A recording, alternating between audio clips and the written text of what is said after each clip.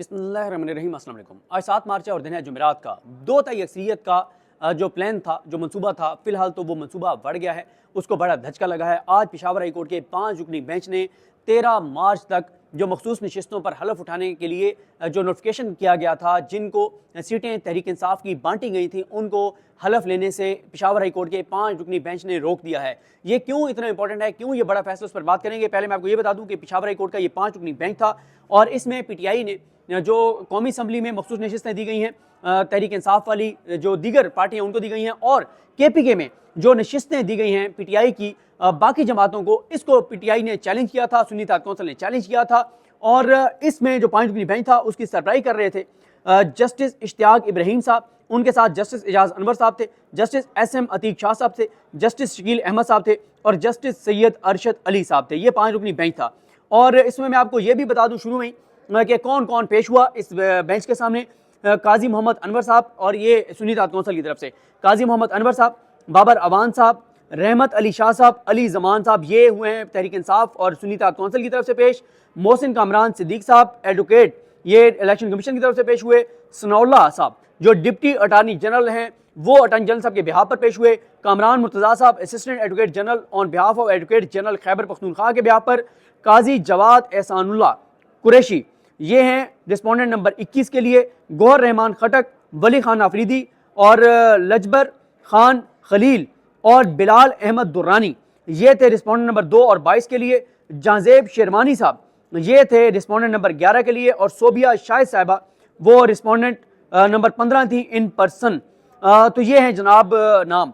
अब आ जाए इस बात पर कि आपको पता ही है कि कौमी असम्बली में टोटल नशिस्तें जो बनती हैं PMLN की, पीपल्स पार्टी की, MQM की, उनके तमाम इत्तेहादियों की फॉर्म 47 के मुताबिक, फॉर्म 45 के मुताबिक नहीं, फॉर्म 45 के मुताबिक तो इनकी नशिस्तें टोटल सब की मिला के 30-35 से ज़्यादा नहीं बनती, क्योंकि ये फॉर्म 45 के नहीं, ये फॉर्म 47 के MNAs हैं। और ये वैसे नूली 17 सीटर पार्टी है, कोस्टर पार्टी है, इनकी सीटें नहीं थी और इनको फॉर्म 47 पे धांधली करके इनको जितवाया गया है। और फिर फॉर्म 45 जो अपलोड किए इलेक्शन कमीशन ऑफ पाकिस्तान में, उसमें जो नंगे लोग हैं वो मजीद गंदे हो गए हैं।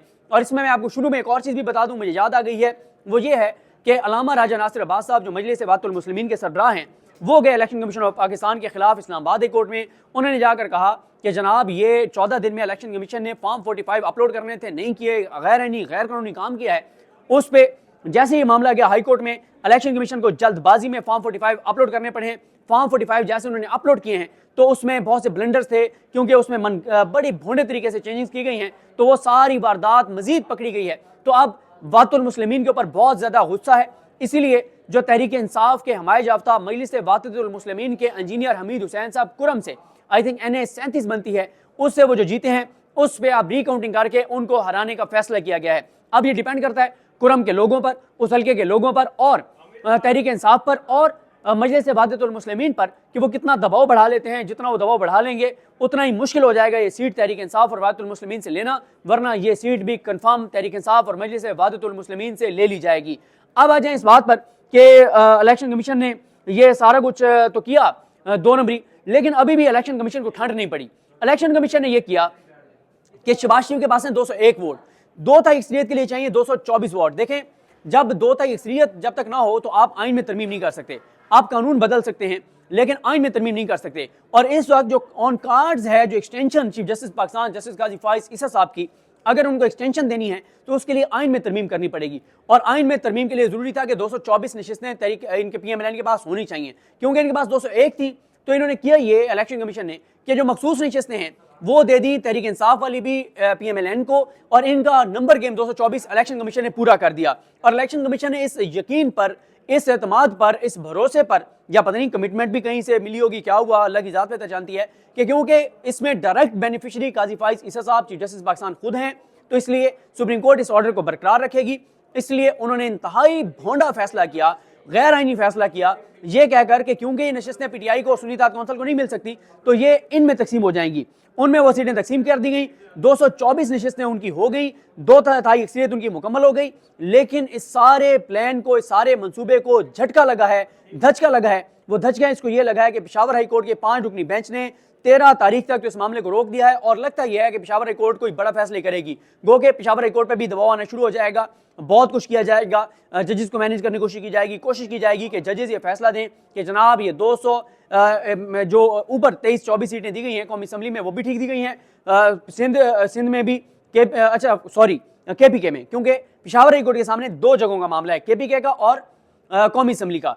पंजाब का भी उन्होंने चैलेंज कर दिया हुआ है लाहौर हाई कोर्ट में, और साथ ही पीटीआई जो अगली चीज़ें लेके जा रही है सुप्रीम कोर्ट में वो यही लेके जा रही है कि ये जो सदर का इलेक्शन है उस पर पीटीआई ने कहा था कि हम रुकवाने के लिए जाएंगे, अब वो जाते हैं नहीं जाते, या सदर का इलेक्शन जब हो जाएगा 9 को उसके बाद उसको चैलेंज किया जाएगा, लेकिन सेनेट इलेक्शन पीटीआई जो है उसके हवाले से जरूर जाएगी। ये सारा कुछ किया गया था ताकि सदर के इलेक्शन में भारी अक्सरियत से जो है वो आसिफ अली जरदारी मुंतखब हो जाएं, साथ 2/3 अक्सरियत मुकम्मल हो जाए। 2/3 अक्सरियत जरूरी है, क्योंकि अगर chief justice Pakistan justice Qazi Faez Isa साहब की पोस्टिंग को टेन्योर पोस्टिंग करना है, 3 साल के लिए करना है, और काजी फाइज ईसा साहब को मजीद 23 माह देने हैं, या उनकी मुद्दत या उम्र बढ़ानी है जुडिशरी जजेस की, तो उसके लिए आइन में तरमीम चाहिए। 2 ऑप्शन ज़ेर गौर है नून लीग के नज़दीक। एक ये है कि काजी फाइज ईसा साहब की टेन्योर पोस्टिंग कर दी जाए, यानी जो भी चीफ जस्टिस पाकिस्तान बनेगा उसकी टेन्योर पोस्टिंग होगी, 3 साल उसको मिल जाएं। ऐसे काजी फाइज ईसा साहब को भी 3 साल मिल जाएंगे, और उसके बाद मंसूर अली शाह साहब को भी 3 साल मिल जाएंगे, और मुनीब अख्तर साहब का दौर नहीं आएगा, वो चीफ जस्टिस पाकिस्तान नहीं बनेंगे।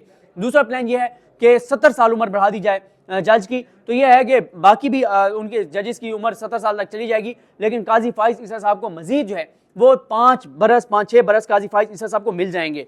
तो ये भी एक जो है वो प्लान है। लेकिन देखते हैं क्या होता है। अभी तो पेशावर हाई कोर्ट से ये सारा मनसूबा बढ़ गया है, क्योंकि उन्होंने स्टे दे दिया है 13 तारीख तक, और आज जो है इसमें ऑर्डर में लिखा हुआ है जजेस ने कि शुरू में जो सनाउल्लाह साहब हैं डिप्टी अटार्नी जनरल, उन्होंने वो पेश हुए अटार्नी जनरल ऑफ पाकिस्तान के बिहाफ पर, और उन्होंने बताया कि अटार्नी जनरल पाकिस्तान साहब जो हैं, जो कि मंजूर उस्मान अवान साहब हैं, वो प्री ऑक्युपाइड हैं सुप्रीम कोर्ट के सामने किसी और केस में, और इसलिए उन्होंने एडजर्नमेंट की दरख्वास्त की है।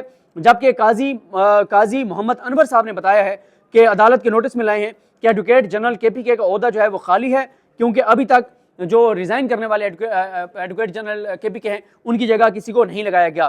फिर यह भी बताया गया कि काजी जवाद एहसानुल्लाह वो पेश हुए रिस्पोंडेंट नंबर 21 की तरफ से, और उन्होंने कहा कि इंटरम रिलीफ में जो दिया गया है इनकी फेवर में, उसमें कुछ जो है वो चेंजिंग की जाए, और क्योंकि वो स्टे दिया गया था तो ये शायद चाहते थे कि क्योंकि ये काजी साहब जो हैं, काजी साहब क्योंकि किसकी तरफ से थे ये भी मैं आपको बता दूं, ये काजी साहब जो हैं वो रिस्पोंडेंट नंबर 21 की तरफ से, आप क्योंकि रिस्पोंडेंट्स की लिस्ट नहीं है मेरे पास तो इसलिए उनका नहीं बताया जा सकता कि वो किसकी तरफ से थे।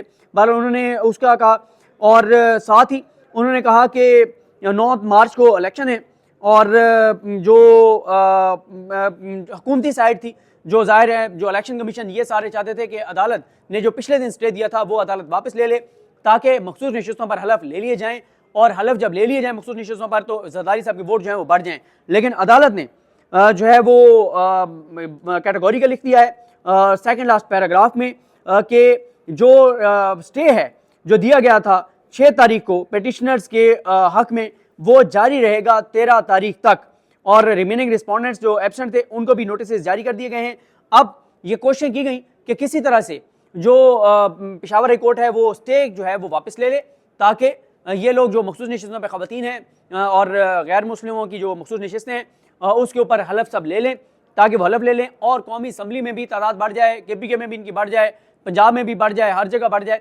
लेकिन जो केपीके और कौमी असम्बली की हद तक तो रोक दिया गया है। अब यहाँ पे क्या होगा लाहौर में वो देखना है कि कल उसके ऊपर क्या डेवलपमेंट होती है। लेकिन ये बहुत इंपॉर्टेंट है कि कैटेगोरिकल लिख दिया गया है और रोक दिया गया है हलफ लेने से। अब फिलहाल ये 201 ही तादाद रहेगी, आईनी तरमीम ये नहीं कर सकते, और अगर पेशावर हाई कोर्ट ये फैसला बरकरार रखती है और कहती है कि इनको नहीं मिल सकती, तो फिर ज़ाहिर है ये सारा प्लान इनका बिल्कुल बर्बाद हो जाएगा। लेकिन इलेक्शन कमीशन को यकीन है, नून लीग को यकीन है कि जब ये मामला ऊपर सुप्रीम कोर्ट ऑफ पाकिस्तान में काजी फाइज ईसा साहब के पास जाएगा तो काजी फाइज ईसा साहब जो हैं इस फैसले को कलअदम कर देंगे, अगर पेशावर हाई कोर्ट नशिस्तें दे भी दे। लेकिन मैं आपको ये बता दूं कि अगर पेशावर हाई कोर्ट ने पीटीआई को मखसूस सुन्नी तात कौंसल से मखसूस नशिस्तें दे दी, अगर दे दी तो फिर बड़ा मुश्किल हो जाएगा सुप्रीम कोर्ट ऑफ पाकिस्तान के लिए, क्योंकि पहले भी सुप्रीम कोर्ट ने बल्ला लिया था, बल्ला छीना था सब कुछ सुप्रीम कोर्ट ने करके देख लिया कि किसी तरह से पीटीआई को नुकसान हो, लेकिन पीटीआई को इस हद तक नुकसान जरूर हुआ कि बल्ला ना होने से उनके लोगों को लोटा बनाया गया, बल्ला ना होने की वजह से उनको मखसूस नशिस्तों से महरूम किया गया। लेकिन अब जब उनको पेशावर हाई कोर्ट के कहने पर मखसूस नशिस्तें मिल जाएंगी, या एटलीस्ट ये कम अज़ कम पेशावर हाई कोर्ट अगर ये भी कर दे कि मखसूस नशिस्तें अगर इनको नहीं मिल सकती तो उनको भी नहीं मिल सकती। ये क्या तरीका है कि जिनके पास 2 नशिस्तें थी डायरेक्ट जीती हुई, उनको 4 मखसूस नशिस्तें मिल गई, वो 6 हो गए। जिनको 4 डायरेक्ट मिली हुई थी उनको 6 जो है वो दे दी मखसूस नशिस्तें। तो ऐसे नहीं चल सकता। तो ये बहरहाल एक बड़ी पेशरफ्त हुई है, बड़ी डेवलपमेंट हुई है। बाकी 13 को हम देखेंगे इस वाले से क्या होता है। मुझे अपनी दुआ में याद रखें। अलग हम सबका हामी नासरू। अल्लाह हाफिज़।